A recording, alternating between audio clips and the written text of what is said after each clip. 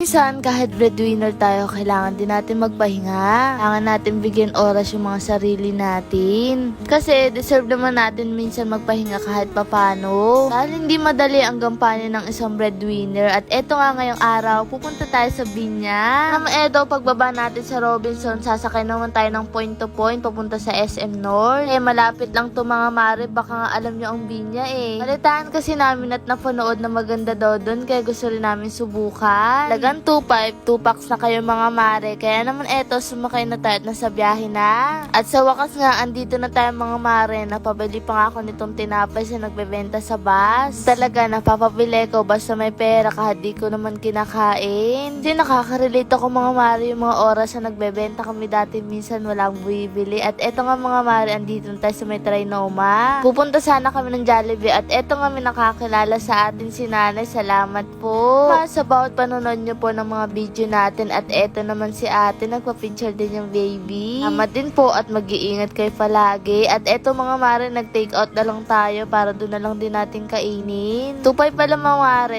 22 hours na yon. At eto nga, nakarating na tayo. Dati napapanood ko lang to sa video. Ngayon, andito na tayo. Ang mga mare, eto talaga yung gusto ni Pangit noon pa, nung birthday niya. Gusto niya ay daw regalo sa sarili niya kaso wala kaming pera. Pero ngayon, tuloy na talaga. At eto nga mga mare, kinuha lang namin yung card. At eto mga mare, pasok kayo. Tingnan nyo, napaka-aesthetic. Ganda-ganda nyo mga mare. Pagpasok mo, ito agad makikita mo kusina. Pakiramdam na nasa bahay ka lang mga mare. Ganun yung pakiramdam namin. Kasi tingnan nyo naman, ang ganda-ganda. Tas etong lamesa, kakain kayo dyan. May napakalaking kama. Saka etong maliit na lamesa din dito sa may gilid. At eto yung view mga mare, oh. Mapapaisip ka pag nakatingin ka dito. Ang dami palang tao sa mundo. Alam mo yung tipong kahit maliit lang pero grabe naman ang ganda. Tingnan nyo oh. Pleto din pala dito mga mare yung gamit kapag may ilalagay ka sa ref, pwede mong gamitin. May oven din dito. Kapag gusto mo mag-init, di ba naman, tas may mga plato rin, kutsara. At eto mga mare, kapag gusto mong magluto, may rice cooker din at initan ng tubig, pitsil. At hindi ka talaga mga mare mahihirapan dito. Pakaramdam mo nga nasa bahay ka lang. At eto kapag gusto mo mag-wine, eto yung mga baso mga mare. Tapos kapag naboboring ka, may napakalaking TV dito. Pwede ka mag-Netflix, YouTube. Kaya naman, eto, sinubukan ko na mga mare. Tingnan nyo rin yung CR. Ang ganda. Bagay na bagay to sa mga tao na gusto magbakasyon pero iniisip ang trabaho. Lalo na kapag gusto mong magbakasyon kaso kulang yung oras mo, pwede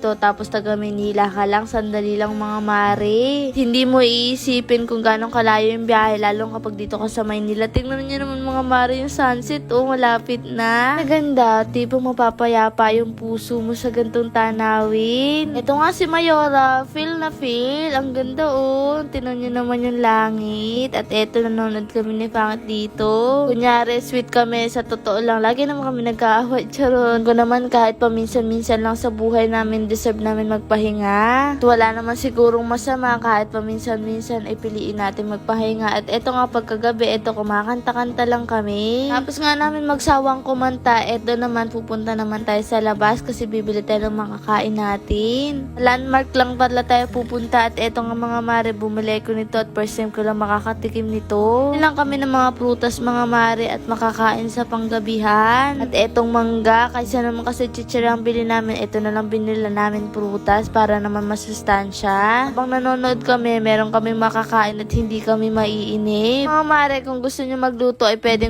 naman. Sabi ko nga kanina, pwede nyo lahat gamitin yung gamit pero kasi kami mga mare, gusto lang namin magpahinga talaga. Bukas ay trabaho na naman at eto nga mga mare yung pool kapag gabi, hindi na kami nakaligo kasi ang lamig. Nga siguro kapag tumatanda na, takot na sa tubig. Grabe mare, ang ganda oh. Ito nga si Mayoro, may pagtaas-taas pa ng kamay at pagkaway. Sabi mga mare, eto makikita oh. Tingnan nyo naman, ang daming ilaw. Talagang mapapaisip ko, ang daming tao sa mundo oh. Kaya kapag may problema ka, palagi mo na lang iisipin, maraming tao sa mundo na kanya-kanya ng pagsubok. Dapat hindi tayo mapanghinaan ng loob. At eto mga mare, pagkatapos namin pumunta dito, eto kakain na tayo ng hapunan. Tapos eto nga si Pangit, siya na nag-aasikaso. Bumili lang kami mga mare ng luto. Sinigang yung akin, kay Pangit naman papaitan kasi gustong gusto niya talaga yun mga mare. Eto nga, tingnan nyo ang sarap. Talagang mapapakain si Pangit ng marami ngayon kasi naman paborito niya tong ulam na to. Lang pala yung binili namin kanin mga mare kasi nga medyo may kamahalan din dito talaga. Eto nga mga mare, ang sarap ng higop ko ng sabaw kasi maasim-asim talaga siya. Ikaw na nanonood, deserve mo naman magpahinga lalo na kapag breadwinner ka. Kailangan mo rin bigyan ng oras yung sarili mo. Kasi tayo mga breadwinner ay naiisip natin na konsensya tayo. Palagi na lang natin iisipin, hindi naman porket nagpapahinga tayo ay napapabayaan na natin yung pamilya natin. Hindi ibig sabihin nun hindi natin sila mahal. Kailangan lang din natin bigyan yung oras natin para lalo tayong mas lumakas lumaban. At eto pala siya sa gabi mga mare. Eto nga nanonood pa rin si Pangit at napanood namin yung kagabi. Ang ganda. At eto kumakain na kami na almusal. Yun na lang pala yung inalmusal natin mga mare. At pagkatapos yan magsiswimming tayo.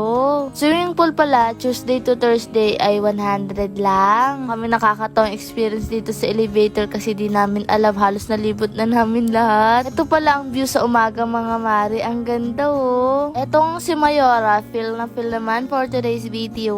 Haba pala ng mga mare ng pool nila kaya mag-enjoy kayo. Tapos plus yung mga pakagandang tanawin na napakadaming bahay at building. Ito nga si Pangit, sinimula ng maligo. Tingnan nyo, ang galing niyang lumangoy. Sana all. Yan naman oh, para siyang palaka sa ilalim ng tubig. Nakatuwa lang yung pangarap ni Pangit noon ay napuntahan na rin namin sa wakas. Ano nakaraang birthday niya ay pinaplano namin to kaso wala sa budget. Naman gustuhin mo namin ay hindi talaga kami nakapunta pero tingnan niyo naman ngayon siya, ang saya-saya niya. Sarap talaga kapag marunong ka lumangoy, ma-enjoy mo ang tubig. At eto nga oh, lumulutang pa. Ito pala itsura niya mga mahal sa labas. Tingnan nyo. Kaya naman ano pa inaantay nyo, pumunta na rin kayo dito para makapagpahinga lang kayo kahit saglit lang. Eto nga si Pangit, na-enjoy niya yung view kasi ang ganda rin naman talaga. Eto nga ako, nainggit na kaya naman eto na, lumusong na rin ako. Tingnan niyo naman, wag niyo akong pagtatawanan kung langoy aso ako. Kahit maganda yung pool, kapag ako lumangoy ay pumapangit. Tingnan niyo naman. Diyos mio, marimar yung langoy na yan. Napanood ko nga to mga mare, tawa talaga ako ng tawa. Galing pa yata aso lumangoy sa akin. O aminin nyo, ganyan di kayo lumangoy dati. Eto nga mga mare, hindi ako lumulupog. O, ang babaw na nga, hirap na hirap ba ako lumusong. Tingnan nyo naman mga mare, pagmamasdan nyo, akala nyo malalaglag kayo, hindi mga mare. At eto nga, lalangoy na naman si Mayora. Huwag nyo na ako pagtawanan, pagpasensyahan nyo na, pero tuwan-tuwa talaga ako dyan mga mare, kahit lang may aso ako. Kahit pa paano, natututo na ako mga mare. Tingnan nyo naman yung paa ko. Buti pa nga to si Pangit, ang galing-galing. Tingnan nyo naman, tingnan mo naman yung paa ko. Eto nga, sabay na kami pinagmamasdan, ang ganda ng view sa taas. Iisip nga namin, grabe, ang galing nila gumawa ng mga building, ang tataas. Tapos nga na maligo, eto, naglaro na kami ng ganito. May ganito pala mga mare kapag nag-iinip kayo. At eto nga, nanonood na rin kami habang nagpapalipas ng oras at kumakain na rin. One escape pala siya mga mare na matatagpuan nyo sa Binya. Kaya naman pumunta na kayo para ma-enjoy nyo rin at makapagpahinga at makapag-relax. Huwag ka na magdalawang isip kasi deserve mo yan. Kaya naman, tara na!